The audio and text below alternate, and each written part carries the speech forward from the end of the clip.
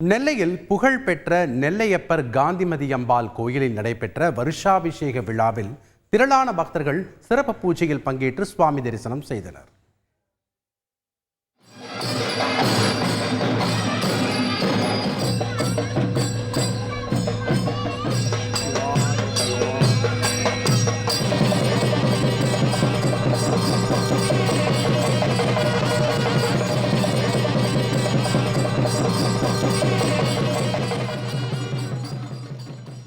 நெல்லை மாவட்டம் அம்பை அடுத்த பாபநாசம் மேற்கு தொடர்ச்சி மலையில் அமைந்துள்ள அகஸ்தியர் அருவியில் தண்ணீர் ஆர்ப்பரித்து கொட்டுகிறது.